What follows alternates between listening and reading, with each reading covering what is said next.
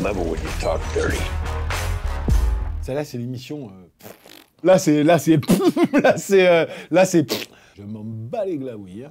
Bon, on y va? Allez, vas-y, balance. Bring it on.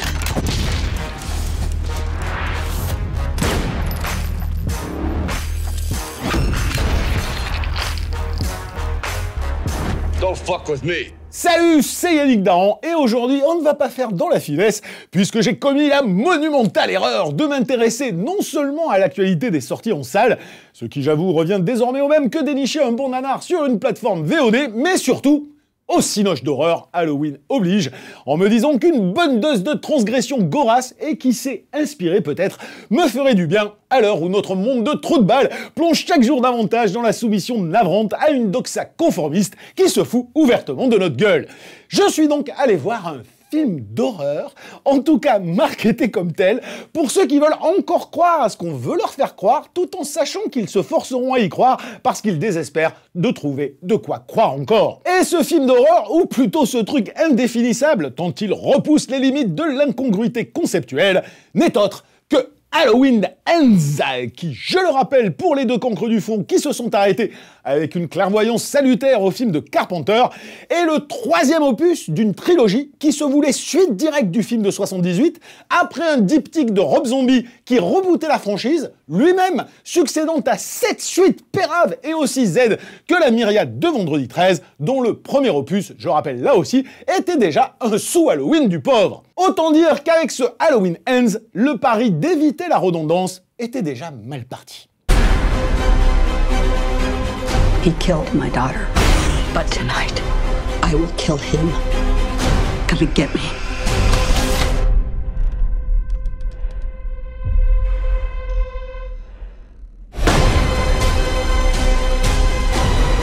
Mike! Maybe the only way he can die is if I die too. It all ends now.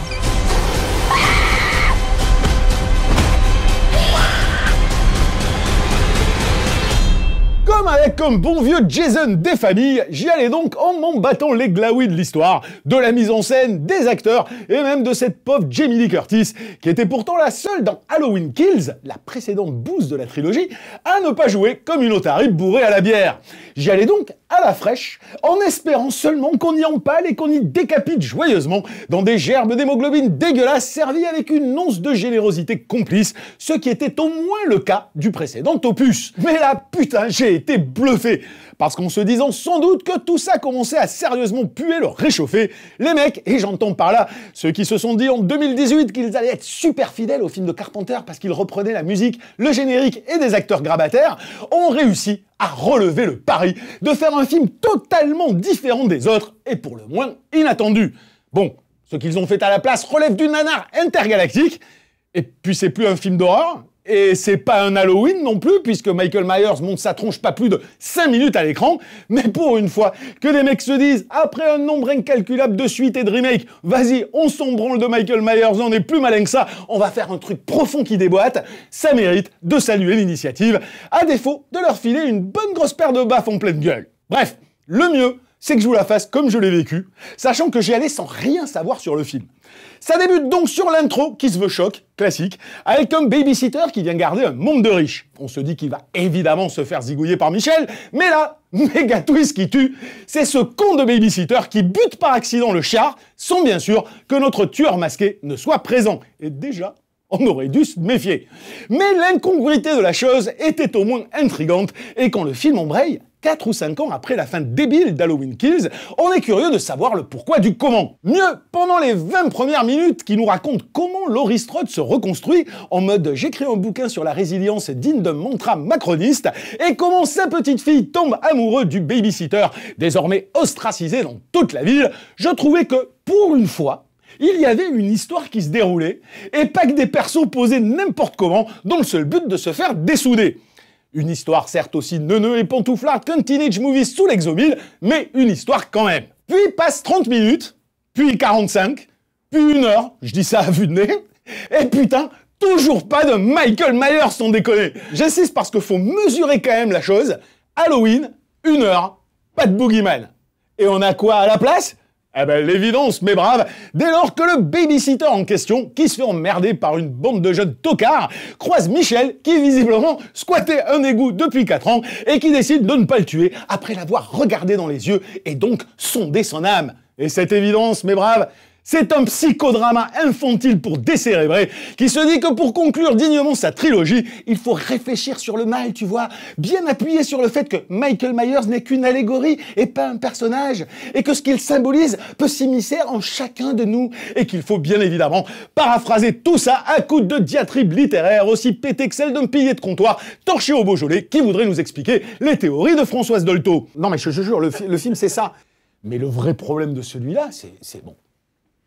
J'ai envie de te dire, au-delà même de l'idée conceptuelle du film, qui est de dire, en réalité, on va faire un truc méta, on va faire un truc philosophico-intello sur qu'est-ce que ça signifie Michael Myers, ce qui est déjà complètement crétin par rapport aux attentes du public, mais c'est globalement tout le reste. C'est toute cette prétention fausse. Tu vois, pour moi, c'est vraiment le film du mec, du débile qui est à côté de toi et qui va te dire « je vais t'apprendre la vie ». Et là, t'as envie de dire « non mais mec, ne te lance pas là-dedans, tu vas pas y arriver ». Et le seul moyen qu'il trouve pour vaguement t'expliquer ça, c'est d'imaginer que Jamie Lee Curtis, elle écrit un livre sur la résilience. Du coup, ça lui permet de faire la dissertation scolaire de qu'est-ce que c'est une allégorie du mal. Il y a le mal extérieur et il y a le mal intérieur qui peut s'immiscer en chacun de nous. Il faut faire attention. C'est un film de putain de fragile qui élève encore une fois cette espèce de notion à la mode hype et complètement dévoyée de la résilience. Tu vois, et c'est vraiment fait. Le résilient, c'est Michael Myers. En réalité, excuse-moi, hein, c'est lui le résilient depuis 15 films, quoi. Et c'est tellement neuneux. J'ai l'impression de voir une disserte d'un mec de collège qui est en train d'essayer de m'expliquer ce que c'est une figure du mal, quoi. Ferme ta gueule. Fais-nous des mecs qui dézinguent des mecs, on est venu pour ça. Avec une prétention conceptuelle inversement proportionnelle à la qualité de son écriture, le film nous déroule donc avec la délicatesse d'un pachyderme l'histoire du gentil babysitter qui se prend soudain pour Michael Myers et qui tue même en mode psychique avec son modèle, au mépris de ce que toute la mythologie posée par Carpenter pouvait signifier. Un mélange absurde de fausses bonnes idées, d'éléments qui voudraient faire sens sans en comprendre la portée, un agrégat de scénettes collé au mépris du bon sens qui alterne entre la romance cucu, la psychanalyse pour les nuls et le drame familial, le tout systématiquement surligné par une insupportable voix off démonstratrice adressée à ceux dont le QI ne dépasse pas leur température anale. La seule chose positive pour moi, elle est ridicule, hein, mais la seule chose positive pour moi dans celui-là par rapport à Halloween Kills, parce que j'ai évidemment re-regardé Halloween Kills avant pour pas être complètement largué sur celui-là, c'est que j'avais pas mesuré à quel point les acteurs jouent mal dans Halloween Kills. C'est hallucinant. T'enlèves Jamie Lee Curtis qui se débrouille comme elle peut, les autres, c'est une catastrophe. Alors au moins celui-là, les mecs sont pas trop mauvais. Ils sont pas aidés, hein, parce que les dialogues, vas-y. Enfin, le babysitter, il est nul, hein. Ouais, il est pas terrible. Mais je veux dire, les autres jouent quand même un peu mieux. Au moins, t'as le vieux, là, le vieux flic qui joue pas mal, Laurie qui joue pas mal, sa petite fille qui joue pas mal. Dans le film d'avant, c'est insupportable. C'est hallucinant. T'as aimé le beau-père du babysitter? Ah ouais, putain, je l'avais oublié, lui. Oh, j'en ai même pas parlé. Ah ouais, une espèce de beau-père qui ressemble à un Mexicain qui fait un cantal et qui, en fait, quand tu le chopes, il est dans son garage, là, ou je sais pas quoi, et la seule chose qu'il a à foutre la nuit avant de se faire buter par quelqu'un d'autre, c'est de regarder Hard Target avec Van Damme. Nous, on était dans la salle, on était là, on regardait, c'est quoi le délire? Et le mec qui fait un gros plan sur la télé, c'est Hard Target, quand tu vois Van Damme avec sa coupe, là. Et j'étais là, putain, mais n'importe quoi, le mec. Il aurait fallu qu'il lui mette un burrito dans les trucs et on avait le tableau parfait, quoi. Non, mais... Il a la plus belle phrase du film. C'est laquelle, déjà? J'espère que tu vas trouver l'amour. Ah, j'espère que tu vas trouver l'amour. Non, mais c'est ça qui est génial, parce que le mec, t'es un Mexicain, tu sais, ça part dans tout le délire un peu inclusif, progressiste qu'ils font, mais quand tu le regardes à l'aune de Halloween Kills, mais t'as envie de dire, non, mais c'est génial.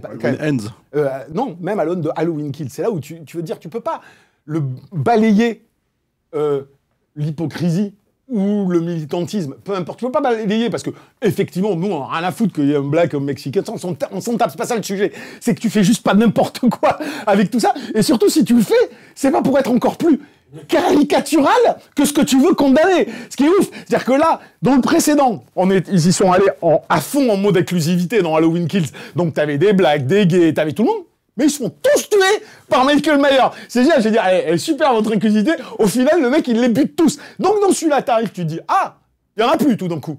Il n'y en a quasi plus. Et ils ont tous été tués. Il n'y en a quasi plus. Ils te mettent un Mexicain, et c'est limite s'ils lui mettent un taco et un sombrero sur la tête pour qu'en regardant un film d'élu, t'es là, tu fais, non mais, les mecs, il faut vous arrêter là. Faut arrêter, c'est plus possible là, c'est n'importe quoi ce que vous faites. Au bout du truc, par souci de cahier des charges sans doute, on te raccorde n'importe comment Laurie Strode à Michael pour un combat final que j'imagine tout le monde attendait et qui est expédié en moins de 2 dans une pauvre cuisine. Maintenant que vous savez que Michael n'apparaît que 5 minutes sur les 1h50 du métrage, imaginez ce que j'ai dû subir avant d'arriver à la seule chose que je venais voir. C'est hallucinant. C'est hallucinant. Tu viens voir Halloween, quoi. Et ils te montrent pas Michael Myers. Bon, ok, t'en arrives à, je sais pas, j'ai pas calculé, mais ça doit faire 15 Halloween maintenant. On sait pourquoi on va les voir.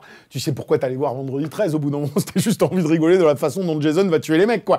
Et au moins, dans certains vendredi 13, ils cherchaient l'originalité du meurtre absurde, du truc que t'avais pas vu, de l'idée un peu marrante, ce qu'avait d'ailleurs très bien fait aussi à sa manière Destination Finale, quand ils essayaient petit à petit de te trouver des façons originales de buter les mecs parce que tu sais que t'es dans un slasher, quoi. Bon, là, c'est même plus... Mais là, c'est même pas... j'aimerais dire que c'est la pression de conclure la trilogie qui fait que les mecs ont dû se dire, oulala, alors non seulement il faut conclure, mais il faut qu'il y ait un combat avec Jamie Lee Curtis, et puis il faut iconiser la fin, la mort de Jason, et en même temps, c'est une allégorie du mal. C'est Michael Myers. Hein? C'est Michael Myers. Oui, de Michael Myers. Et en même temps, c'est une allégorie et qu'il faut parler de tout ça. Et tu sens que je suis désolé, juste intellectuellement, ça les dépasse. Intellectuellement, ils n'ont pas le niveau. Donc en fait, tu m'avais dit une chose très très juste en sortant du film, c'est que c'est des idées. Tu vois, à la fin, quand il est mort, ils font une espèce de procession à la con devant tous les gens de la ville pour transporter le corps de Michael Myers. Et c'est amené n'importe comment, c'est comme le combat final. Mais tu dis... Ils se sont dit, ah ouais, il faudrait un truc comme ça pour iconiser. Ah ouais, il faudrait faire un truc comme ça. Parce que tous les twists du film sont des twists à la con sur tu crois que c'est Michael qui va tuer, mais en fait, c'est pas Michael qui tue. Les flics vont penser que Jamie Lee Curtis est celle qui a tué le mec. Enfin, que des trucs bidons, que des trucs de gogol, quoi, réellement. Non, sans rire cette fois, il y a des purges souvent, des purges pardonnables parfois, et des purges qui se foutent ouvertement de leur public, ce qui est absolument indéfendable. Le fait qu'on puisse oser sortir le dernier opus d'une franchise populaire, bien qu'interminable, comme Halloween, en effaçant littéralement Michael Myers, son principal attrait, témoigne non seulement de la déconnexion totale de ses instigateurs avec leur public, mais encore de l'absurdité absolue de ce qu'ils ont dans le crâne. Après, faudra pas s'étonner de la baisse drastique de la fréquentation des salles. Le film précédent se termine sur la mort de sa fille. Enfin, je veux dire, c'est vraiment là-dessus que ça s'arrête. Moi, je me disais, quand j'ai vu ce deuxième, qui avait au moins l'idée sympathique d'être directement dans la nuit d'Halloween non-stop, je me suis dit, ah tiens, pas con, je vais faire une trilogie qui se passe sur une nuit, tu vois, sur une nuit d'Halloween, avec des trucs qui... Non, alors déjà, c'est niqué dès le début, ça va être 4-5 ans plus tard, et comme il le dit, c'est exactement ça. C'est, tu dis, la meuf, elle a fait la paix avec moi-même. Donc, elle est résiliente. Donc, elle n'est pas en colère avec pour la mort. elle-même. Ouais, avec elle-même. Elle n'est pas en colère de la mort de sa fille. Elle a revendu sa maison. Et donc, en fait, ce qu'on te valorise, c'est d'être tout simplement une victime qui se reconstruit. C'est ce qui est en plus complètement à l'opposé de la volonté thématique du premier de la trilogie, qui était de dire nous, les trois femmes, ensemble, transgénérationnelles, nous allons niquer l'homme taré avec son masque. Tu te dis, en fait, vous fluctuez au gré du truc médiatique ou de la com théorique du moment, sans jamais aucune réflexion en profondeur sur rien. C'est au gré des modes du moment. On place des trucs. Alors, il y a 4-5 ans, c'était MeToo. Après, c'était un autre truc. Maintenant, c'est la résilience. Enfin, non, mais moi, je peux rien sauver. Il n'y a rien à sauver, en fait, dans ce film. Il n'y a strictement rien à sauver. Ça mérite même pas qu'on y passe autant de temps. Allez, next, on tourne le prochain. Merci, au revoir. Donc, oui. Et puis comme Eddie Murphy, tu ressors, t'as fait... Bon, bref, allez, merci, putain, non. Si c'est pour nous sortir ça au cinéma, non, on va pas y aller. Voilà, la Minute Yannick Dan, c'est terminé. Bon, voilà, un film qu'on va vite oublier. On se retrouve du coup la semaine prochaine. Alors, cette fois, ce n'est pas un film. Qu'est-ce que c'est? Mystère. On verra, mais c'est quelque chose de vachement bien et ça fait plaisir quand on a de véritables œuvres d'art qui débarquent et pas des bouses irregardables. Allez, à la semaine prochaine.